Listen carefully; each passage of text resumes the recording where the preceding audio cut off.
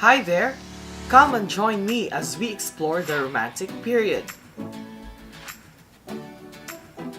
Romanticism is also known as the Romantic period, was an artistic, literary, musical, and intellectual movement that originated in Europe toward the end of the 18th century, and in most areas was at its peak in the approximate period from 1800 to 1850.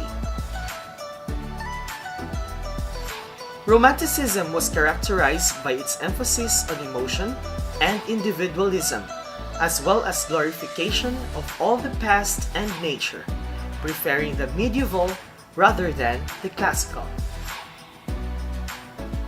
Some of the characteristics of Romantic period are expressions of emotion, emphasis on nature and imagination, and originality, the creation from nothingness. In literature, Romanticism found recurrent themes in the evocation or criticism of the past, the cult of sensibility with its emphasis on women and children, the isolation of the artist or narrator, and respect for nature. Several Romantic authors such as Edgar Allan Poe and Nathaniel Hawthorne based their writings on the supernatural and human psychology. Some of the famous Romantic writers are Victor Hugo, William Wordsworth, and William Blake. In music, Romanticism is found to be more expressive and emotional, expanding to encompass literary, artistic, and philosophical themes. Famous early Romantic composers include Beethoven, whose works span both in this period and the preceding classical period, Schubert, Schumann, Chopin, Mendelssohn, and Bellini. In addition, music took on a much more nationalistic purpose. For example, John Sibelius's Finlandia has been interpreted to represent the rising nation of Finland, which would someday gain independence from Russian control.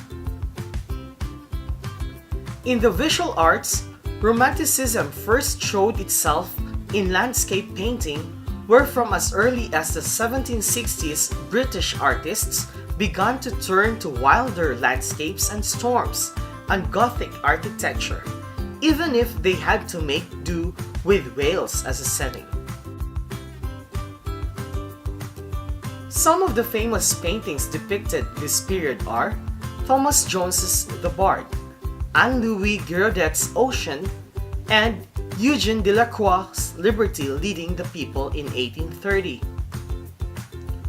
In science, many scientists during this period, like Sir Humphrey Davy, believed that knowledge is only attainable by those who truly appreciate and respect nature. Self-understanding was an important aspect of Romanticism. It had less to do with proving that man was capable of understanding nature through his budding intellect, and therefore controlling it, and more to do with the emotional appeal of connecting himself with nature and understanding it through a harmonious coexistence. In history, Romantic writers like Thomas Carlyle exemplified the phrase hero worship, lavishing largely uncritical praise on strong leaders such as Oliver Cromwell, Frederick the Great, and Napoleon. In general, the Romantic period marked a shift in the way people thought and has continued to exert a decisive influence on the way we see and experience the world. Once again, the age of emotion and individualism, this is the Romantic period.